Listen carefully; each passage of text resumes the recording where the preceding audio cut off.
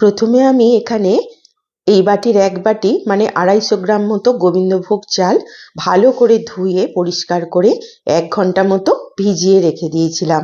250 গ্রাম গোবিন্দভোগ চালের জন্য নিয়েছি আমি 500 গ্রাম দুধ। দুধ ভালো করে ফুটে গেছে, আঁচটা আমি কমিয়ে দিলাম। এবার ধুয়ে ভিজিয়ে রাখা গোবিন্দভোগ চাল এই দুধের মধ্যে দিয়ে দেব। ভালো করে একটু নেড়ে দেব, দুধের সাথে মিশিয়ে দেব যাতে কোনোভাবে দলা বেঁধে না যায়।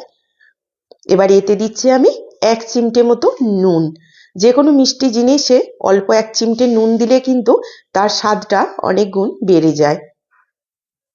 ভালো করে এটা এবার নাড়াচাড়া করতে থাকবো।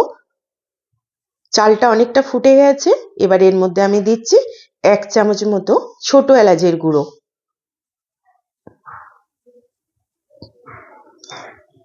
এবার বেশ কিছুক্ষণ একটু নাড়াচাড়া করব। চালটা কিন্তু কোনোভাবে গলে যাবে না, হাফ সেদ্ধ হবে। ঠিক দেখতে এইরকম গোটা গোটা লাগছে চালটা, কিন্তু যদি আঙুলে করে এইভাবে চাপ দেওয়া হয় তাহলে কিন্তু চালটা ভালো করে গলে যাচ্ছে, এইভাবে ভেঙে যাচ্ছে। এইরকম মতো চালটা সেদ্ধ করতে হবে। এবার কিছুক্ষণ এটাকে নাড়াচাড়া করে যখন এটা শুকনো হয়ে কড়াই ছেড়ে দেবে তখন এটা আমি একটা থালার মধ্যে একটু ঘি মাখিয়ে চাড়িয়ে ঠান্ডা করতে দেব। চালটা ভালো করে ঠান্ডা হয়ে গেছে, এবার এটা হাতে করে ভালো করে মেখে নেব। ঠিক যেভাবে আমরা চালগুড়ি মাখি সেই রকম করে মেখে নেব। হাতে একটু ঘি মাখিয়ে নিয়েছি, এইভাবে করে আমি পাকিয়ে নেব সুন্দর করে।